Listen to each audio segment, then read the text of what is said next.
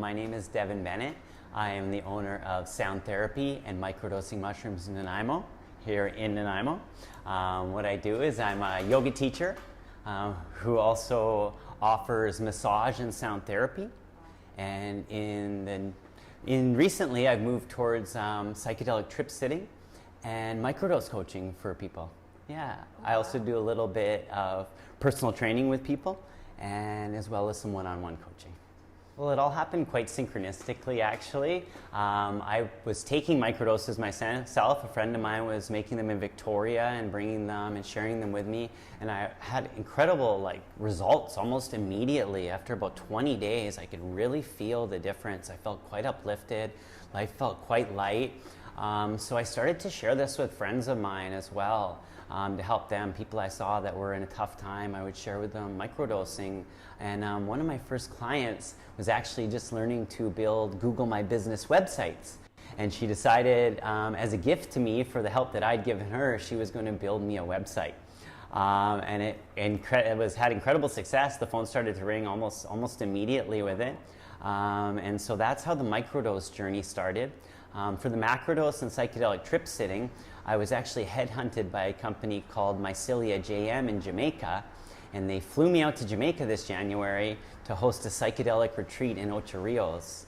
And I held ceremony for 8 people in the jungles of Ocho Rios that all took high-dose psychedelics, and we timed it so as they were in the experience, fireflies came out at the time that they were in full peak experience. So it was quite wonderful. We had such great success that we booked another one right away, so I went back in for spring break and did a spring break psychedelic retreat in Jamaica. And on the way back from that one, I decided that would be my last trip to Jamaica for a while, just because I'd been leaving the country quite often. And when I got back, a few people that were my microdose clients that had been following me online came to me and asked if I could sit for them for a psychedelic trip sitting. And I thought because I had sat for this many people in jungle, 8 in the first adventure, 6 in the other, that it would be quite easy to sit for one person, one-on-one. It was a little more taxing than I expected. But yeah, since then I've done almost a dozen of the psychedelic trip sittings for people here in this space, yeah. So microdose is the use of psychedelic mushrooms in a sub-perceptual level, so a level that we don't feel it. We want to have a very small dose taken daily or 5 on, 2 off. There's many protocols, but taken regularly for an extended period of time to encourage communication between the hemispheres of the brain. So it's a very slow process, the microdosing. Macrodosing is the use of a large amount of psychedelics to usually evoke a psychedelic experience and sometimes to help people to move through suppressed emotion or move through trauma. One is a very short experience that is quite profound and usually quite memorable. The other is just a slow use of the same product to achieve a very similar result, actually. Psilocybin does chalk up in the body. If one was to take a large dose and then to take the same dose the next day, they would have less effect. And if they would take the same dose the day after that, they'd have even less effect. It's non-toxic, non-habit forming, so that's what I really love about it. With the microdosing, the most current protocols that people are on give a few days off each week to stop this chalking up of the mushrooms in the body. Well, for me, it started in 2009. I was about 100 pounds overweight and suffering with addiction.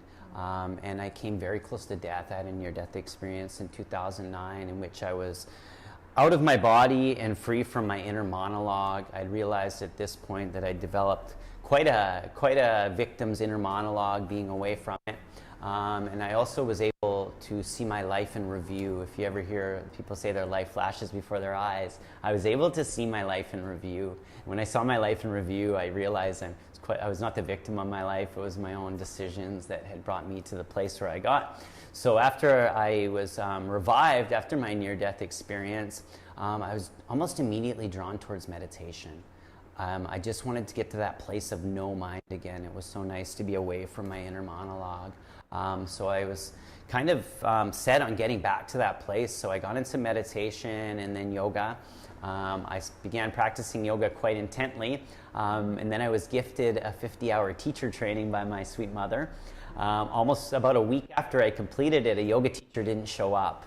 And so they said, do you want to teach the class? So I did. And then they ended up, the studio I was at gave me my own class quite shortly afterwards, and then a second, a third, a fourth, and a fifth.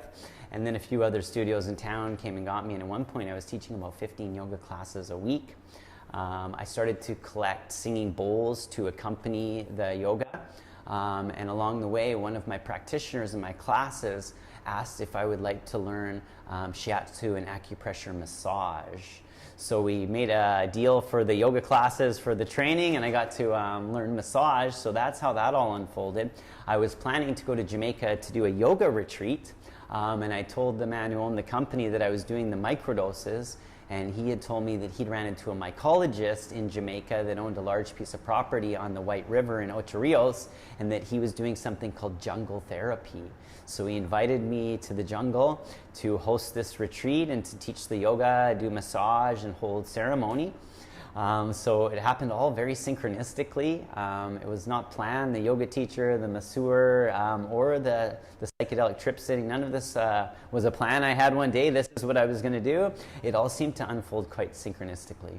Yeah, I definitely, a lot of miracles happened quite quickly after I had my NDE. I actually thought I had a psychiatric break at first. My mom was a psych nurse at Riverview Hospital in Coquitlam for 35 years. She had one job, so I thought, oh, I just lost my mind. And I think I did. I did lose my mind. I left my mind behind. But my joke is that if I did have a psychiatric break, it might be the most beneficial psychiatric break in the history of medicine. I've been able to maintain a 100-pound weight loss since then. I've changed almost every aspect of my life. And yeah, I believe the synchronicity did have a lot to do with my ND. For microdosing, so what my belief and from the research I've done, there's not a lot of communication that actually happens between the hemispheres of our brain. We have our left hemisphere of our brain, which is kind of our language-based, scientific, analytical side. We have the right side of our brain, which is kind of our creative, compassionate side. If we're left-handed, we're using our right brain a lot. If we're right-handed, we're using a left brain a lot. But not a lot of communication happens across the hemispheres. Now, this isn't the case for yoga practitioners. We are always crossing the center line of our body. We're forcing this communication between the hemispheres. But for most people in daily life, not a lot of things are bringing them crossing the center line. So we end up with some very one-sided characters, right? People that either want to argue and be right all the time, or just want to paint and play their guitar all the time. After about 20 days of microdosing, we start to see communications across the hemispheres of the brain. We start to see this new activity in the brain. So our creative and compassionate side gets to shake hands with our language-based, scientific, analytical side, just helping us to become more whole and complete. Macrodosing, I believe, is a very similar activity happens. I don't believe it happens for as long because we continue to take the microdosing. A lot of science is saying that the same chemicals that bind to the receptors in our brain as antidepressants will bind to the receptors in the brain when we take macrodose, up to 1,000 times more though. So I think we're having just a very similar chemical reaction, just amplified when we take the macrodose. Yeah, absolutely. Most people that I sit with are quite anxious to begin. We'll do a little smudging here, we'll get them ready for ceremony, I'll bring them into the treatment room, they'll wear an eye cover, and most people at that point are getting quite anxious. I'll then use singing bowls, gongs, tuning forks, different sound therapy to get them out of busy beta waves down into more gentle alpha, delta, theta waves. And at that point, usually after about an hour, if there's suppressed emotions or trauma, quite often it will come to the surface. I've had a lot of people cry, I've had people scream, I've had people be absolutely silent for hours. So all range of emotions have seemed to show up during this, and it's just really based on what the person has been through in their life and what they've been unable to heal and move through that will usually come to the surface in these experiences. The one that was my very first experience, sitting one-on-one, went about 6.5 hours. Around 6 hours, the journeyer was in tears, yelling at the top of their lungs, why, as they relived their trauma. And then at one point it was like a switch hit, and they looked at me and said, why do I gotta know why? And the next thing, it was as if, just like calm washed right over them. They took my hand, put it to their cheek, and for the next half hour just kind of sat there in silence, just kind of looking very light and young and very energetic in that moment. And it was quite profound for me to realize that most people have the answers they seek, and the medicine helps them just get out of their own way to answer their own questions. These are plant medicines. We were kind of told that plants were drugs for a long time, and that what was coming out of the pharmacy was good for us. I think we're kind of realizing that plants are plants, and what's coming out of the pharmacy is treating a symptom, not the root of the issue.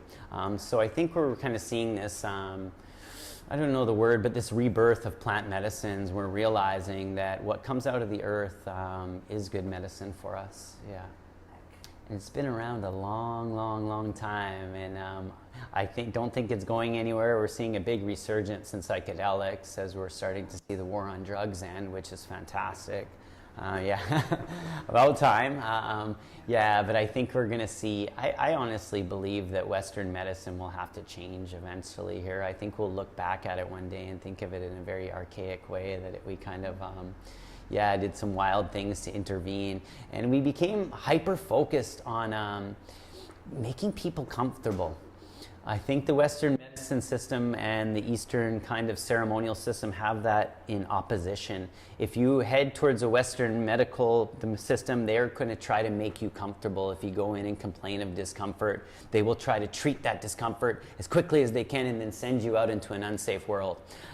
Here what we do is we create a really safe space for you, and then we give you the plant medicine, and usually that discomfort comes forward, but instead of trying to put you out like a fire or trying to get rid of discomfort, we allow people to sit in that discomfort, and often discomfort is a great teacher. That's why I love yoga. It's a practice of discomfort. We roll out our mat and see how uncomfortable we can get in the moment. So yeah, I think it's that's kind of what we're seeing here is people realizing that discomfort is actually a great teacher. We shouldn't try to avoid discomfort at all costs. When I was just recovering my life, my ego is quite fragile, so I was not really in a place where I could go to counseling. So what I started to do is practice yoga. I was very lucky to land at a yoga mat in a very kind of troubled time in my life. And I really believe that we hold our issues in our tissues. When something happens and we medicate over the discomfort instead of meditate on the discomfort, we store it somewhere in our body. And through my practice, I was able to just kind of wring my body out like a wet towel and just wring out all that trauma in my body. So I think that's kind of what the problem, I think, with counseling. I think counseling is fantastic, but what we're doing is we're dealing with something that's now on a physical and physiological level, and we're dealing with it only on a psychological level. So we see recurring symptoms often. So I think yoga is really incredible because it deals with our issues on a physical and physiological level, which seems to be more long-lasting. When we did the journeys and the retreats in Jamaica, we were practicing yoga each day, and when we were in the jungle, we did some yoga breathwork, pranayama, we did some meditations before we went into ceremony. So they definitely shook hands during our 2 psychedelic retreats in Jamaica. I think a big reason that we saw psychedelics become illegal is because they were healing. And because we have a healthcare business, that business needs clients, and unfortunately they can't be healthy. We need sick people to keep a healthcare business going. So I think, that was kind of the scary thing about psychedelics. They heal. A single dose of psilocybin can reduce depression and create more open characteristics in adults that usually move towards being more closed off, and just with a single dose. I think psychedelics definitely heal, and we all know yoga is very healing. Yeah. Well, it's growing out of the earth, first thing. If people need the medicine, it's available, especially this time of year. It was made illegal, just like marijuana was made illegal and is now legal. And I think we're going to see the same thing with mushrooms. I think we're just in a gray area right now. They're traded on the stock market. There's large companies, Mind Medicine, all these large companies that are dealing with these psychedelics, growing them, processing them. And so I think if we're going to allow large companies to get into this, I don't think we're going to be waging criminal charges against small people who are just trying to help. Yeah, so I don't I think the war on drugs is on its way out. So I think we'll see the legalization of these in our very near future. Just about perfect medicine with ayahuasca. You have to have the capi vine, and you have to have a shaman to mix it for you. Iboga, all these different plant medicines require preparation. But psilocybin mushrooms, you can just pick and eat. It's just about the perfect medicine. Yeah, it was kind of funny and synchronistic how it happened. I got a large bag of mushrooms, and they were Amazon gargantuans, so they were quite large mushrooms, which means that the psilocybin is distributed quite well through them. And what I did is I ground them up, and I would put 25 grams in a bag with 110 gel caps in another bag, and to my friends I would give those 2 bags, and I would teach them how to microdose. I would give them the Harvard protocol back then, and I would suggest they do it, and I would offer them with their 100 days of microdosing that they could contact me at any time if they had questions. And one of my very first clients, like I said, built me a website as a gift, a Google My Business website, and one of the first people that called and came to see me was in a very bad place. He'd had a workplace injury. He was fighting with workers' compensation. He was fighting with his old boss. He was fighting with his wife, and he was in a very bad place. So we sat and we talked, and we found out that this would be a good fit for him, and I coached him through his 100-day microdose program. And about 70 days into it, he wrote me this very large testimonial, and it was saying that he was feeling so much better. He had quit his job as a diesel mechanic. He was not fighting with workers' comp. He was not fighting with his wife anymore, and he was following his dreams of becoming a mycologist. He had converted his basement into a laboratory, and he wanted to partner up with me to help more people like I had helped him. So I asked him what he needed of me, and he said he needed me to get the bottles and the labels and the safety seals and all of that. So that's what I did, and I dropped it off to him. And I went away to Guatemala for my annual retreat, where I go away for about a month, and I sit with a shaman in Guatemala and learn about plant medicine. And when I came back, he was completely finished the product line. All I needed to do was get labels done. So I had a local artist do all the designs. I had a local printer do all the labels. They're locally grown and processed. And we ended up doing a series of not only psychedelic microdoses, but also blend mushrooms with lion's mane for brain health and for neurogenesis. And we also ended up doing a line of just medicinal mushrooms as well. Locally harvest turkey tails for people that are fighting cancer, and lion's mane in tincture and capsules for those that are dealing with Alzheimer's or dementia. Turkey tails are the most studied mushroom on the planet right now. In Japan, if you get cancer, instead of getting chemotherapy, they start with 4 grams of turkey tail mushrooms a day. They have polysaccharides in them that have been shown to stem blood flow to tumors. So these are incredibly powerful medicine. They're antifungal, they're anti-inflammatories, they're antioxidants. They're just incredibly powerful mushrooms. And the other highly studied mushroom right now is the lion's mane. Lion's mane is an icicle mushroom that has something called BDNF, which is a brain-derived neurotrophic factor.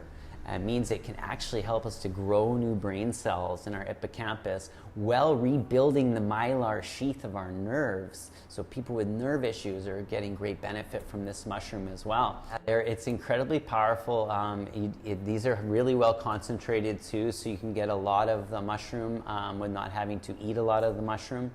And what we're seeing too, living in Canada, there are incredible rates of MS. I've read things believing it's because of the pulp mills, but we're like a hot spot for MS here, which is the demyelination of the nerves of the brain. So I think we're going to see this mushroom, continue to hear more and more about this mushroom as Alzheimer's, dementia, and MS rates go up, because this is just really good brain medicine. And when you pair it with the psychedelics, you actually get an enhanced effect from both. So this is our brain boost. It's microdose blended with lion's mane mushroom. There's a pretty unique scan out there called a SPECT scan. It's single proton emission collection, and essentially what they do is they inject participants with a radioactive isotope, which I don't know if it's a great idea, but they can actually see our brain in real time now. And when we add the lion's mane and the psychedelics, incredible amount of activity in the brain, especially across corpus callosum, like we talked about earlier, across the hemispheres of the brain. So these are just really good to improve activity in the brain.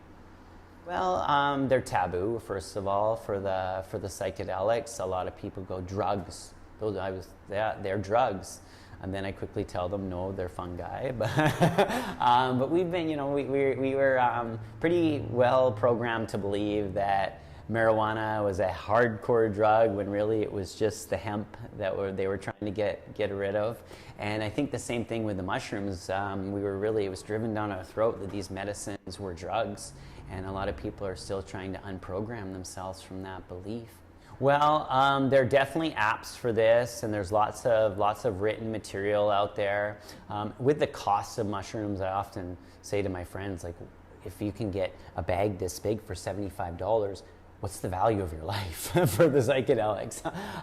So for people, I don't recommend foraging for psychedelics, just unless you really, really, really know what you're looking for. But with turkey tail mushrooms, the two other in the genus that look the same are not poisonous. So even if you ate the wrong one, same with like reishi, most bracken mushrooms are not poisonous. So you're not going to poison yourself trying to find them. But with things like amanitas and other ones, they can be quite dangerous. So I recommend if people do forage, have someone very wise with experience with you, or there's lots of great technology for this now, the Google Lens and apps and such like that you can use. I do a 3-part session. I call it my 3 eyes. And this is what takes a recreational journey to an intentional or a medicinal journey. And the first eye is intention. We sit here and we discuss, why are we doing this? What has brought the person here? What are they looking for? What is their intention for this journey? I use a few tools like the life wheel. It's very much based on the wellness wheel to figure out where they're at in their life. And we decide on some little steps they can take to start to expand their life outwards in the areas that they're feeling they're lacking abundance. So we start with intention setting. Usually it's about a week or so after setting intention that we meet for our second eye. The second eye is ingestion. That's the longest session. We use the treatment room. We'll start with smudging. We'll use Vancouver Island white sage just to kind of clear space around the person to ensure that if that they're working on their own karmas on that day, not that of the spirit world around them. So we'll do a little clearing with the sage. We'll set intention. We'll do a blessing as well before they consume the tea. They'll usually bless and set intention and direct that intention towards the medicine. At that point, there's ingestion. From there, we head into the treatment room where they'll usually put on an eye cover and get really comfortable. We'll spend about the first hour doing a sound bath. Most people get quite quickly into busy beta, which is the very jagged brain waves as they get into this state, as they get anxious essentially of what's coming. I find that the sound therapy really helps to get them out of busy beta waves down into more gentle alpha waves in their brain, into a less anxious state. The ingestion session can last up to 6 to 6.5 hours is about the longest ingestion session that I've sat through, but we keep the whole day open just in case it does take longer than that. And the last session we do about a week after ingestion is integration. The third eye is integration. And integration is a big part of taking a recreational journey and making it medicinal or intentional. Like, what came up? What can we sew together from this experience? What meaning can we find in what came up during the psychedelic experience? I remember in my youth using recreationally, taking mushrooms recreationally. They grew everywhere that I lived in Pitt Meadows. And having a very profound psychedelic experience with some friends of mine. And we didn't talk about it for months afterwards. It was that powerful. And I think that's kind of where we missed the medicine there, where we weren't able to speak about what comes up. So I'm very big on integration. I like to say, though, integration is a journey, not a destination. It's not like, I'm integrated. I do continue to reach out and talk to people that I've sat with to ensure that they're still using the tools of integration that I provide.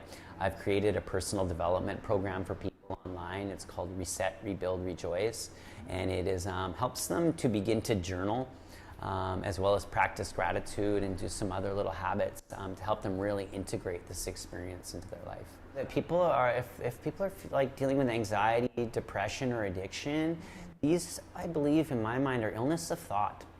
The mind starts to either go circular with addiction, I need, or anxiety or depression. Anxiety, the mind starts to create a future that's not beneficial, and depression, the mind just wants to hang out in the past.